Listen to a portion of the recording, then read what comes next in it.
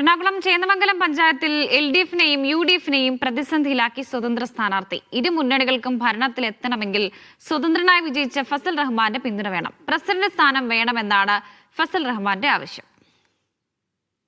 ചരിത്ര പ്രാധാന്യമുള്ള ചേന്നമംഗലം തദ്ദേശ തെരഞ്ഞെടുപ്പിൽ 19 വാർഡുകളുള്ള പഞ്ചായത്തിൽ LDFനും UDFനും 9 വീതം സീറ്റുകൾ.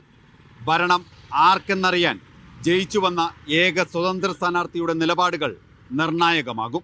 1995 വരെ UDFനെ പിന്തുണച്ച പഞ്ചായത്ത്. പിന്നീട് LDFും UDFും മാറി മാറി ഭരിച്ചു. ഇക്കുറി മൂന്നാം ഊഴം പ്രതീക്ഷിച്ച LDFനെയും ഭരണം കൈപ്പിടിയിലൊതുക്കാമെന്ന് മോഹിച്ച UDFനെയും വെട്ടിലാക്കിയിരിക്കുകയാണ് ഫസൽ റഹ്മാൻ. ഒരർത്ഥത്തിൽ ഒരു മധുര പ്രതികാരം.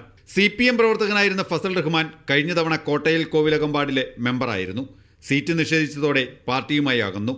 അങ്ങനെ 10ാം വാർഡ് പാലാത്തുരുത്തിൽ സ്വതന്ത്ര സ്ഥാനാർത്ഥിയായി. താരതമ്യേന ക്വാളിറ്റി ഇടതുപക്ഷം കീപ്പ് ചെയ്യുന്നുണ്ടെങ്കിലും ചില ഘട്ടങ്ങളിലെല്ലാം വിധേയത്വത്തോടെ കൂടി നിൽക്കുന്നവർക്ക് അവർക്ക് സ്ഥാനങ്ങൾ കൊടുക്കുകയും കാര്യക്ഷമതയോടെ പ്രവർത്തിക്കുന്ന ഒരു ചെറിയ ശതമാനം പേര് പിന്തള്ളപ്പെട്ടു പോകുന്നുണ്ട്.